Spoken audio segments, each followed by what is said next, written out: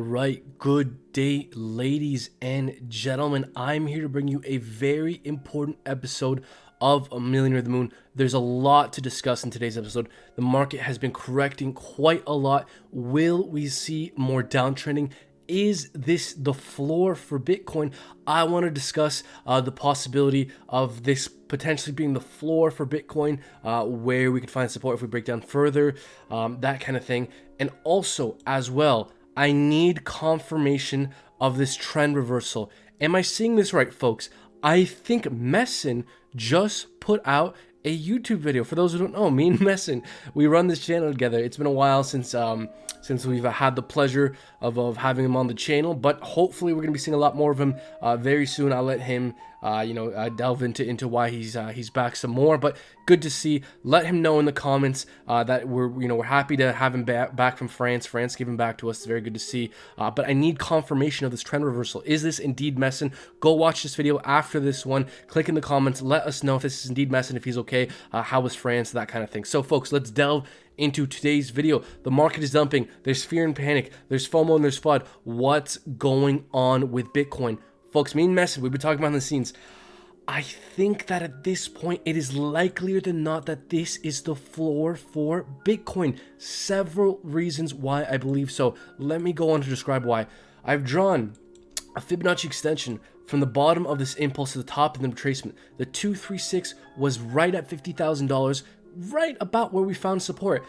As well, the 50 simple moving average on the daily was tested as support and held as support.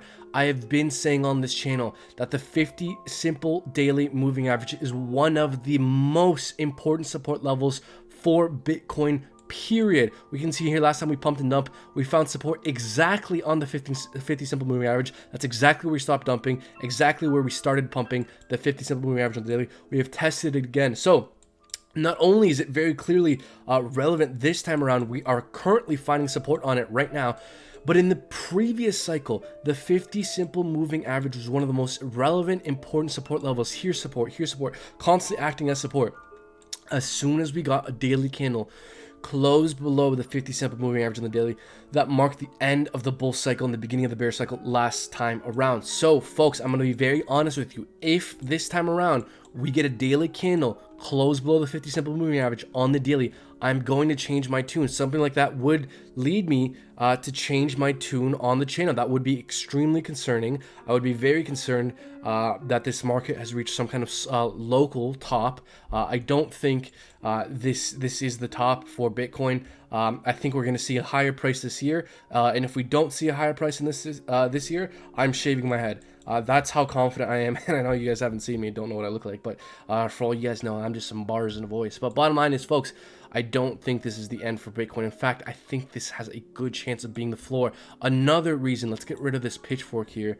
Oh, by the way, just to describe what's going on with that pitchfork, I was saying in videos, if we broke down from that pitchfork, we're likely to break down even further, and that's exactly what happened. So I see another potentially very bullish indicator. So if we bust out the Fibonacci retracement and we put it from that low to that high, we see that the 618, the golden pocket, was right where we fell down to, right where we found support, just above $50,000. So we have the golden pocket, the 618 Fibonacci ratio that we fell down to and found support. We have the 50 simple moving average on the daily. We have the 236 Fibonacci extension right there acting as support. And we also have a bunch of price reactive zone everywhere from 49,000 to about 50,000. Very price reactive, very relevant. So, folks, there are a lot of factors pointing towards the idea that this could be the floor for Bitcoin. Now, folks, that is not a guarantee. I am confident that this is at the very least a local bottom for Bitcoin, but we need to see how Bitcoin plays out. We need to see how it consolidates over the next few days and the next few weeks, next week. So make sure you stay tuned to the channel, like, subscribe, comment, and share, and hit that bell icon because we're going to be the first ones letting you know if anything critical, interesting happens based off this key support level. If we start to break down, if we start to break up, we'll be letting you know. Stay tuned to this channel. Now, folks, we have a major catalyst for Bitcoin tomorrow, March 26th. Over $6 billion worth of Bitcoin options will expire, and thus a whole new round of options trading will begin, and it'll kind of reset some factors for Bitcoin. So, folks, the end of the month in these options expiring have been pretty bearish for Bitcoin. We can see here last month, end of February, was pretty bearish. We can see here end of January, pretty, not too interesting, pretty bearish as well. Consolidation, downtrending. So we can see that the last 2 months, the end of the month has been pretty bearish due to these options expiring. So the fact that we have options expiring tomorrow and we've retested critical support and we're currently finding support above it, folks, none of this is for sure. I could be wrong, but I think there's more reasons than not pointing towards the fact that this could be a bottom for Bitcoin and, potentially a great buy the dip opportunity. Not financial advice. I'm not a financial advisor. We could always break down. None of this is a guarantee. If we do break down, that would be extremely concerning. I would be very concerned about the state of this bull market if we start to get daily candles close below the 50 simple moving average on the daily. So that's what's going on with Bitcoin. But for now, as long as we're above this key level from 51.49K, I'm not too worried about Bitcoin. If we start to break down from this region here, then I'll start to be worried as well. We have our Fibonacci retracement from the macro trend from this macro bottom here. Make sure I draw on that exactly correctly. To the macro top, we have the 236 support level right at 48,200. So maybe I would say this is probably the last stand of support for Bitcoin. If we fall below this, I'd be very worried. Another thing that could happen as well is we can get like a wick down below the 50 simple moving average on the daily, but not close below the 50 simple moving average on the daily. Something like that's possible. We'll keep you updated. But folks, jam-packed episode. I want to bring you several more low-cap gems that I've been buying up on this dip. Number one, I've been buying Ethereum. I've been buying the shit out of Ethereum on this dip. If anybody is in the market for a kidney, let me know, because I'm trying to sell mine because I want more money to buy Ethereum. So, folks, Ethereum broke down from this diamond and fell down to the exact price target I've predicted. Folks, you have to stay tuned on this channel. We've been killing it. We fell down, found support exactly where predicted. I've been buying Ethereum all throughout these levels. And again, it's always possible that we could correct further, 100% for sure. But I think Ethereum is very long-term bullish. But, in the short term, I'm not seeing a whole lot of interesting stuff going on with Ethereum. Bitcoin dominance is kind of stagnating, not doing a whole lot. The DXY, the dollar index, has been pumping, which typically negatively affects Bitcoin. There's an inverse correlation. So whenever the dollar goes up, Bitcoin usually goes down, and the dollar has been rising. Also, we found support on a very critical place. If we zoom out here, we can see how this zone from 91.2 to about 88, very price reactive zone for the dollar, very price reactive. So kind of makes sense that we found support here. Now, if maybe we get rejected at any one of these points, maybe we don't. But at some point, once we have a leg down with the DXY, that should cause a bit of a relief to lift on Bitcoin and allow the crypto markets to continue pumping. Now, folks, Kusama. I've been talking about on this channel how I recently sold all my DOT to buy Kusama because Kusama and Polkadot essentially do very similar things. Except Kusama has a much lower supply and a much lower market cap. So I think Kusama has a much higher return on investment potential than Polkadot. I was saying that if we fell back down to these regions at 380, that's where I would be looking to dollar cost average my way into Kusama. That's exactly where we found support, and now we're a little bit above. So folks, stay tuned to this channel. If the 236 here, if 380 can't hold, I think our next stop is maybe low 315, about 326, that region. So from about I'd say 310 to about, let's zoom in here. I want to see what this peak in volume is exactly. So from the 310 to about the 320 is where I think our next stop is for Kusama if this level here cannot hold. So these two levels are where I would be looking to dollar cost average my way into Kusama. I think over long term, very good chance of doing very well. Now, folks, large news story with Superfarm. I've been talking about this project for quite a while. I've been talking about this project ever since this thing was like in the dollar ranges, just above $1.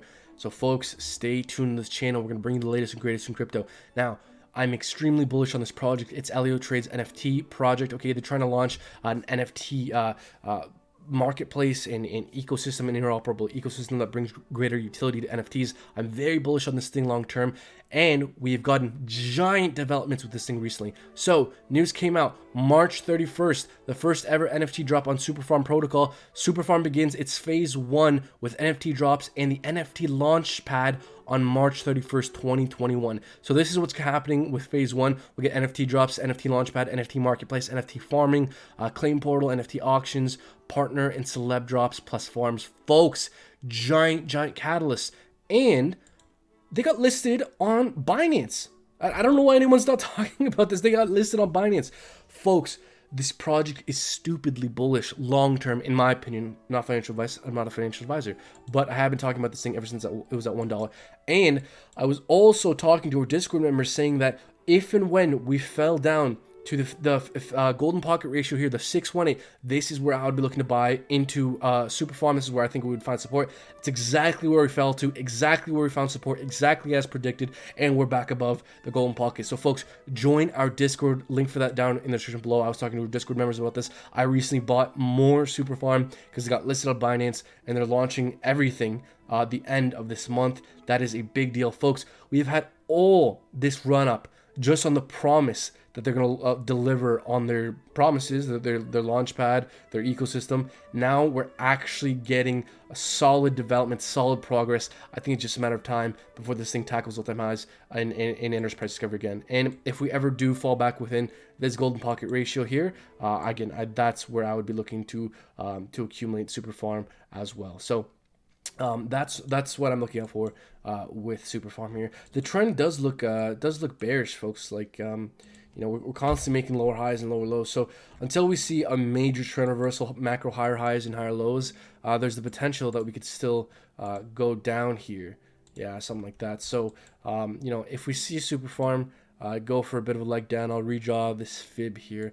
I'll show you guys how I draw. So I just take the macro low point to the macro high point. That gives us some levels that we're likely to react off of, and that's exactly where we found our support right there at the $2. Nice price reactive zone and the 618. So that's what I'm saying with Superfarm. Now, moving on, folks, another low-ish cap gem that I've been buying more into recently is Anchor, ANC. This protocol offers the highest yield for staking stablecoins out of any other project I've seen. So I actually had drawn my fib originally like this, and so I was actually accumulating ANC right above $5, right above this price action. It was a nice price reactive zone, and we had the 618 right there. So this is where I was buying into ANC here, but probably more valid to draw it like this. And if we draw it like this, we're touching the 618 right now, folks. Oh, I wish I had more. I might move some stuff around to even buy more ANC because I'm insanely bullish on this project. I like a lot of what they're doing. The first project that's offering over 20% fixed interest on stable coins. That is a big deal. Yeah, I see they're currently offering 21.98% fixed interest on stable coins. It's the only project to do it. They're backed by another project I really like. Or developed by another project. What was it? Terra Luna. They're doing lots of great stuff in crypto payment services, and the fact that they put this out, I'm insanely bullish on this thing long term. NFTs are the craze right now, but I think DeFi is going to come back with a vengeance, and a project such as this, I think is going to do very, very well. And the fact that it's literally in the most technically beautiful, in the most technically perfect place to buy the dip. Folks, like, subscribe, comment, and share, and hit that bell icon notified of new uploads.